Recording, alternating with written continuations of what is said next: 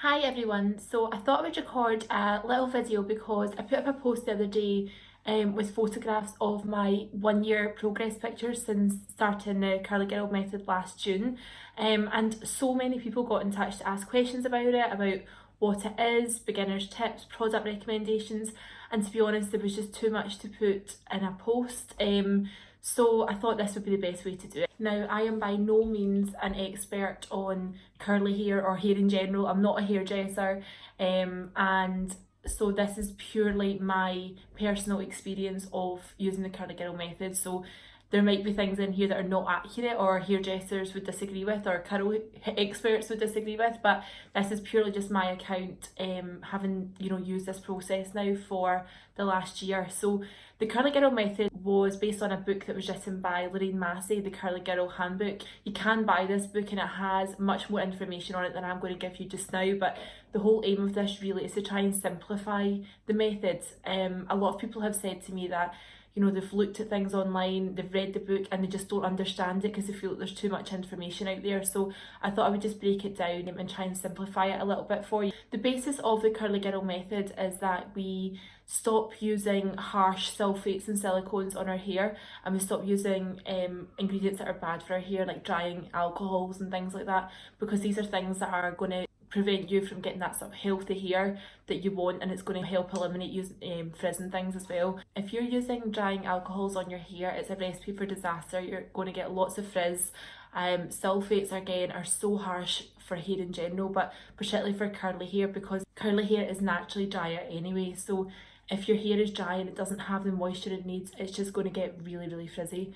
And again, silicones stop moisture getting into the hair. So a silicone is basically like putting a plastic coating over your hair, and it's stopping any moisture kind of penetrating into the hair. So again, these are all things that are just your enemy when it comes to curly hair. The ironic thing is a lot of the products on the market that are designed for curly hair have all of these things in it. So you kind of have to get used to reading labels and knowing which things to look out for and which things to avoid. There are lists online of all the ingredients and things that you should stay away from. So what I found easier was I joined a Facebook group page for the Curly Girl method. I'll pop the link of it on here so you can join it as well. And instead of sort of looking through all the labels and trying to work out whether it was okay to use, what I would do is in the top part there's a search bar, and I would type in the product name, and the chances are that someone else has probably searched for that already and recommended it as being Curly Girl safe or not. So I found that was easier because a lot of the products I was picking up on the shelf, a lot of people had asked the same question, so that was my kind of shortcut guide, if you like.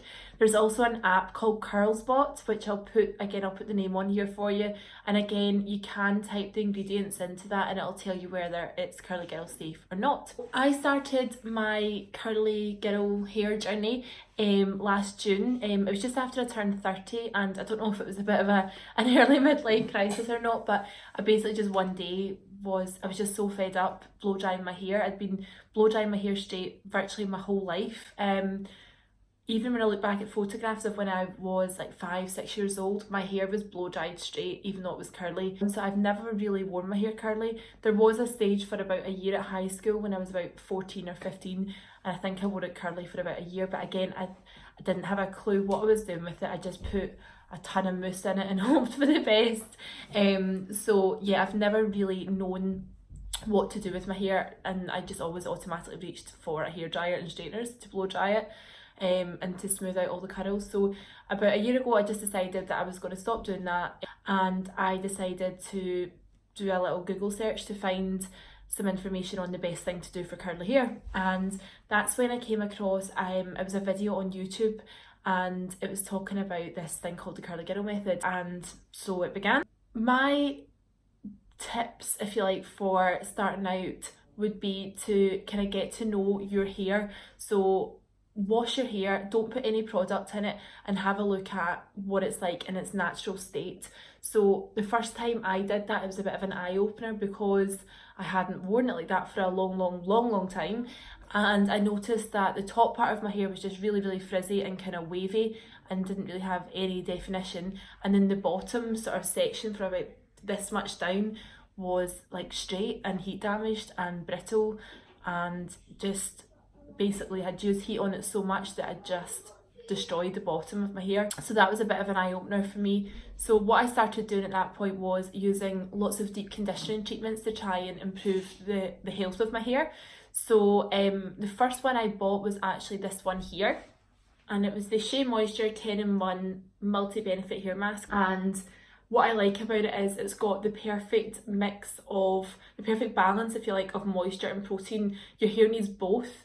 And when I was starting out, I didn't know whether it needed moisture, more moisture or more protein. So that was a really good one to start off with because it had both. So if you're not sure what your hair needs exactly, then that's a really good one to try out. So you can get it from like Boots and Superdrug. So I washed my hair twice per week. So what I started off doing was I started using that mask once a week. And then the next time I would wash my hair, I would use this one here, which is the Fatica Egg Protein Hair Mask, which is obviously high in protein as it says on the label. So I would use this one on the alternate wash day, and that's just because my hair really needed protein to help restructure it. Because I had absolutely no curl definition at all, this really helped rebuild that. So I started off basically using these two masks once a week each. To begin with. I now don't need to do it as frequently. That was only in the sort of first month or so, just because my hair was so damaged. So now I only have to kind of do one mask a week really, and that's more than enough now because my hair is in a healthy state. So whenever I did my first proper curly girl wash, I had looked online and a lot of the advice had said to do what's called a final wash. Now I believe this step is optional, but I did it anyway and I think it did help. So what you do for that is you use a shampoo which contains sulfates but no silicones. So I used, I was recommended to use a Johnson's, and it's called Top to Toe Wash. So it's obviously like a baby wash. So I use that on my hair, and you only do that once. You don't do that on a regular basis. You do that as a one-off, and that's basically to sort of strip all the silicones and things out of your hair. So I did that to begin with, and then what I did was I used a Curly Girl approved conditioner. Now the one that I started off with is one that I still use all the time, and it's called the Garnier Ultimate Blends Almond Crush. It's always on offer as well because it's usually about £4, but it's always on offer and it's down to like £2 in Tesco or Superdrug or wherever or Boots or whatever. And that's a really good one, and it is curly girl friendly. I tend to take most of the tangles out with my fingers, and then use a wide tooth comb to get any sort of stubborn tangles out of my hair. You need to be really careful when you do that because obviously when your hair's wet it's at its most weak, so you don't want to damage your hair or break your hair in any way. And then what you do is something called squish to condition. So what that basically is you again keep that conditioner in your hair and you're literally just squishing it right through the hair. Most people say to do this upside down. What I find is when I flip my hair upside down, because it's quite long, it gets quite tangled at the back. So what I tend to do is part my hair in the middle at the back, and I tip my head over slightly and I sort of squish it through, but just sort of side to side with these bits, because if I flip this over the back it does get really, really tangled. So you squish it through for literally a good sort of 5 minutes. You really want the moisture from the conditioner to get through to the hair, and what you do is you add sort of palmfuls of water as you do it and as you're squishing it through, because that water and conditioner sort of work together to get the moisture into your hair. And what that'll do is you'll find that your hair will form sort of almost like clumps, which is good. That's what you want. That's what's going to give you sort of more defined curls. If you don't have those clumps and it looks quite sort of stringy, then you're just going to have loads of sort of separated curls, which are more likely to create frizz. So you really kind of want to have those clumps. Do that, and then I rinse out my conditioner. And you can, if you want, leave a little bit of the conditioner in, which will act as a sort of leave-in conditioner, or you can rinse it all out and apply a leave-in conditioner. It doesn't really matter what way you do it. With curly hair, you really should leave your hair soaking wet to apply your styling products. So that was something that was completely new to me. So what you do is you leave your hair literally dripping wet. So I apply my products in the shower, otherwise you're going to have the floor soaking in the bathroom. But what you use is completely up to you, and you'll find a way that works for you. Just make sure that the styling products you're using are curly girl friendly. But there's various different things you can use in your hair. You can use a combination of 1, 2 or 3 products, or you can just use one, whatever's up to you. So you can use like a curl cream, you can use a mousse, you can use a gel, or you can use all 3. So this is where I've sort of played about with it quite a lot, because I haven't really found what my hair likes best, and I think it just depends on how my hair is at the time and whether it needs, you know, a curl cream because it needs moisture, or whether, you know, just using a gel itself is enough. If you are doing a co-wash or washing with conditioner, what you want to do is you really need to make sure that you properly scrub your scalp.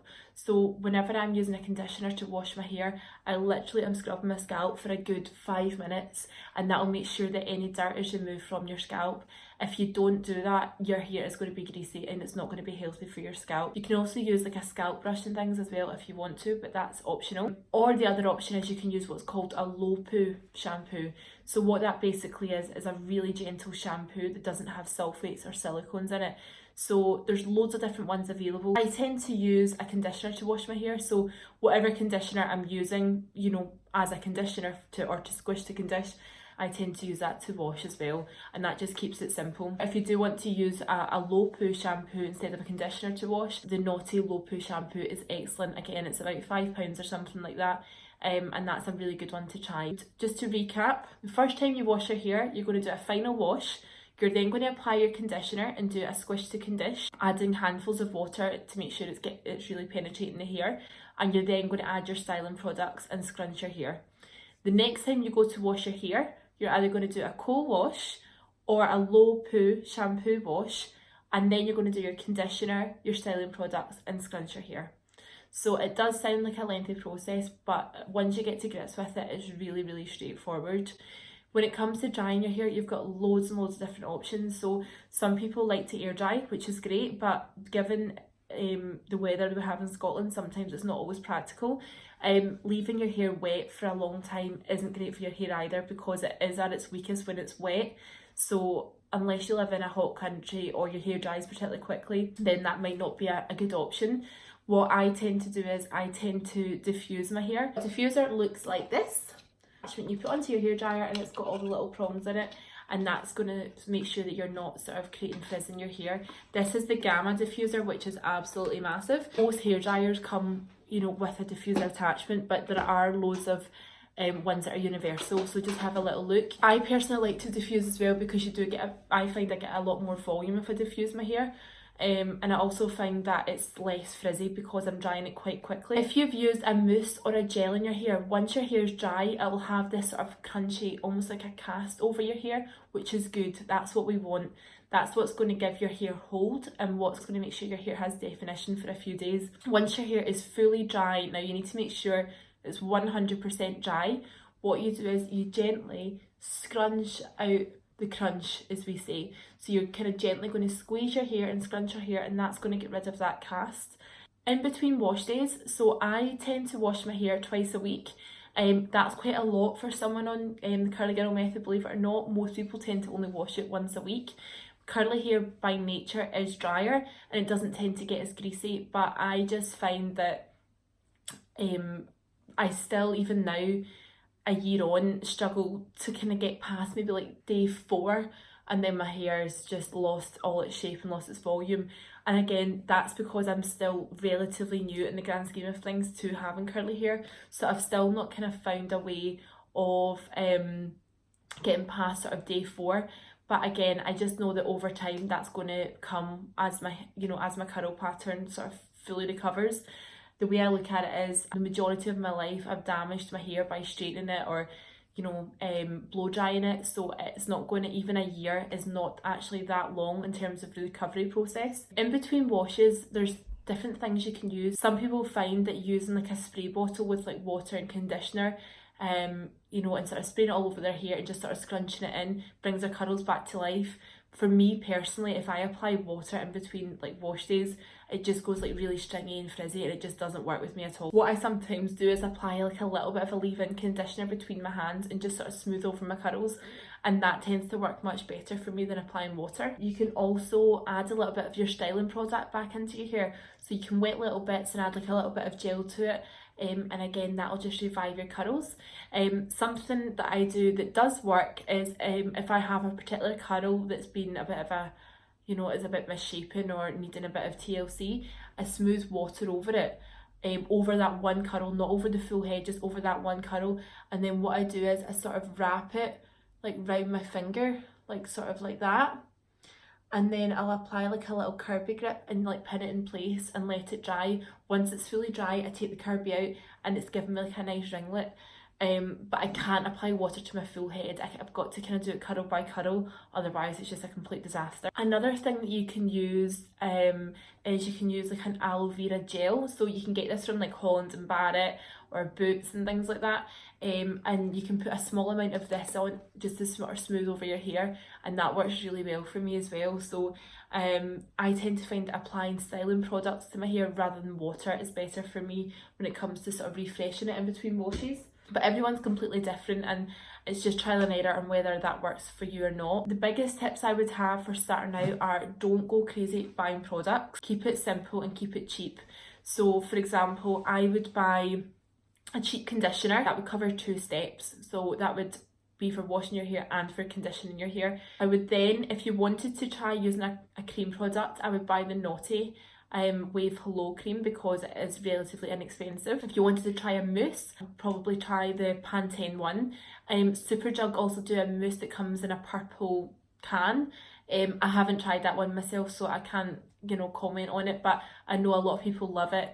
But I certainly know the Pantene one works for me, so I would highly recommend that. If you wanted to try a gel, when I first started out, I just bought the cheapest one that I could find. A lot of curly girls and boys recommend the Tesco. It's like their everyday value. It's literally like 50 pence for a big massive, it's like the old school tubs of wet look gel that you used to get, well, my brother used to wear when he was like 8 at school.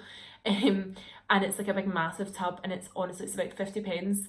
And I started off using that, and even now that is one of like my favourite ones, and it's the cheapest one that I've ever used. So keep it simple.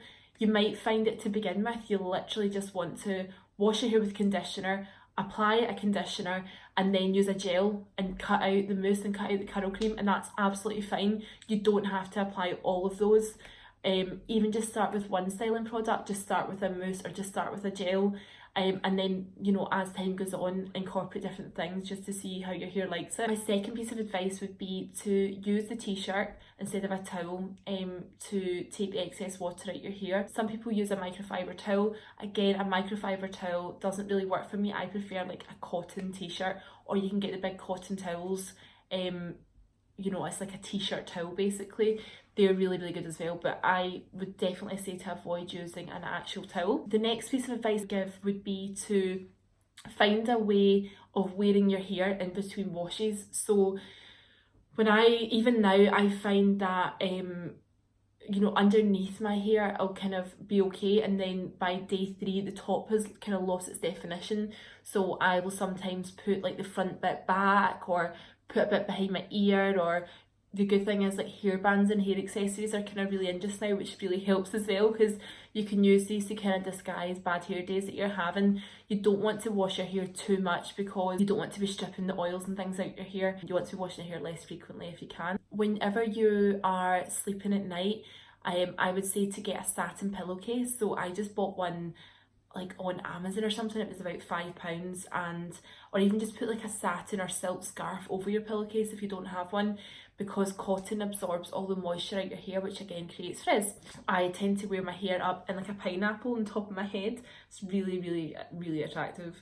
My husband probably hates it, but I don't mind. But it does make a difference. It stops the frizz, and it'll mean that you'll be able to go longer between washes as well. You can wear like what's called a buff on your head, which is basically like a it's almost like a silk or satin bandana or something around your hair, which again will stop any frizz, and it'll sort of protect your curls overnight. But again, that is trial and error. To begin with, keep it simple. Put your hair in a pineapple on top of your head, and if you can, use a satin scarf or pillowcase. I would also say as well that when you're starting out, it is going to take a while for your curl pattern to come back, so be patient. Even now I have some parts of my hair are like ringlets and other parts are a loose wave, and it might just be that you've got about 4 different curl patterns going on in your hair anyway. Like I find at the back my curl pattern is a lot looser, whereas at the front it's a lot tighter and I get a lot more ringlets, and that might just always be that way, and it might just never all be the same curl pattern, which is totally fine. But give your hair a chance to sort of find its curl pattern. The damage hasn't been done over 1 or 2 weeks. If it's been done long term, like in my case, it's going to take a while to come back, especially if you've been bleaching or dyeing your hair and things as well. One of the things that I think helped my recovery is that I don't tint my hair.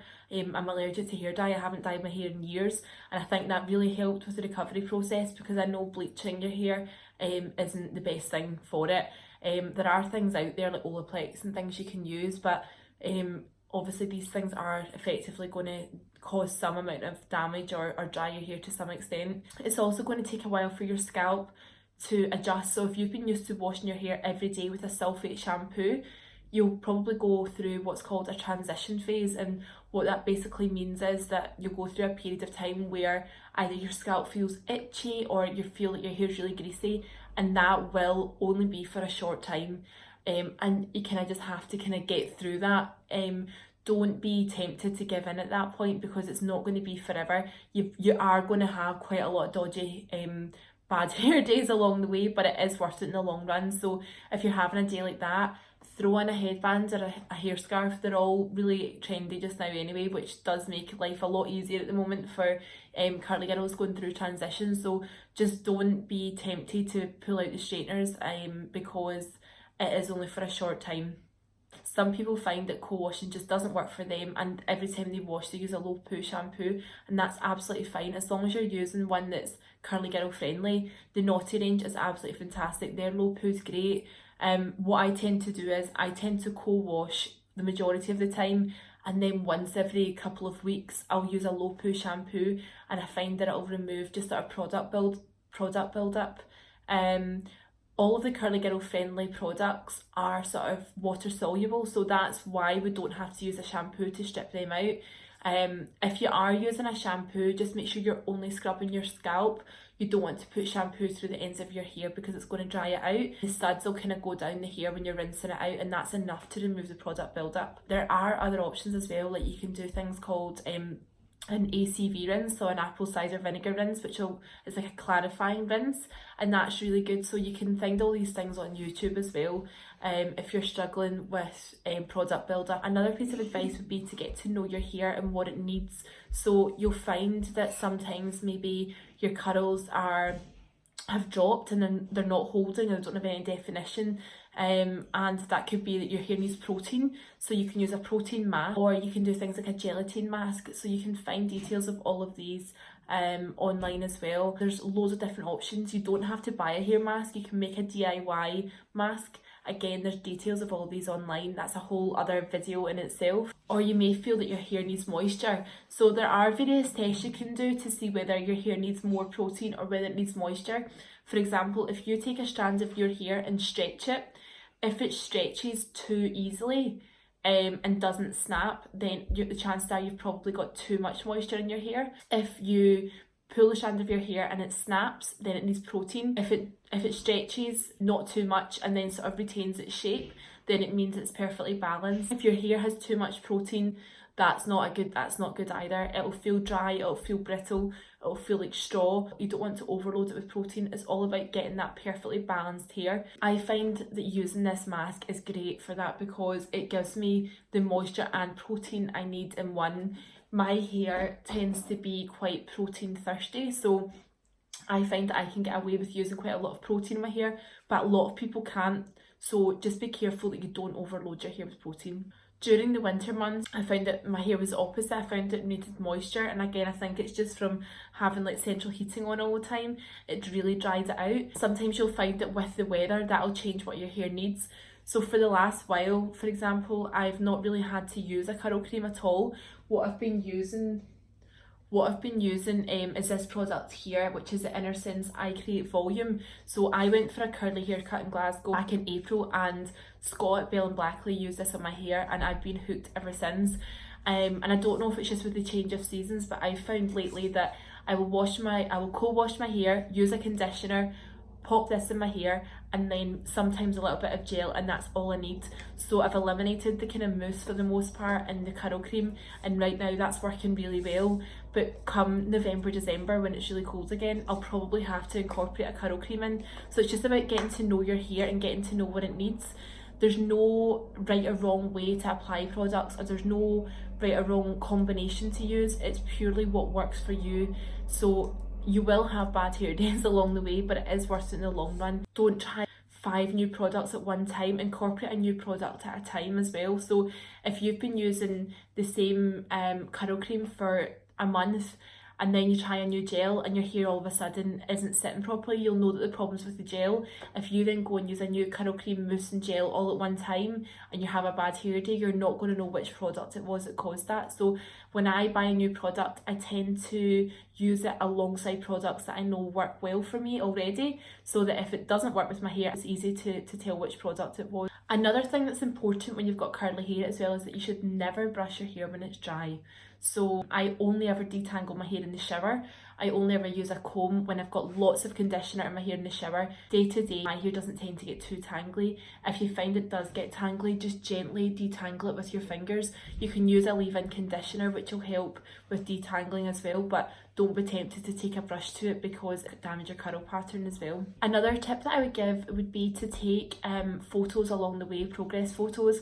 That's something I've been doing every couple of months. Sometimes it's kind of, if you're feeling a bit deflated and you've had, you know, quite a bad run of wash days and it's just not, you know, you don't know what it needs, you're struggling to know whether it needs moisture or needs protein, or if it's not been sitting right, then it's quite easy to get disheartened. So taking progress photos along the way is also really important. If your hair is really damaged at the end when you start the Curly Girl method, like mine was, it may be worth having a cut. So I had to get a good few inches cut off my hair.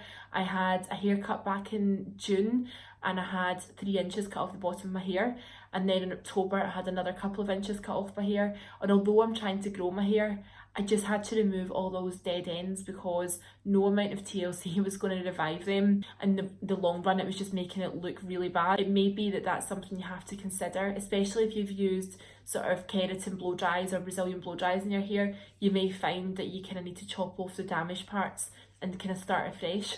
I would definitely recommend booking in with a hairdresser who has experience working with curly hair. That makes a massive difference as well.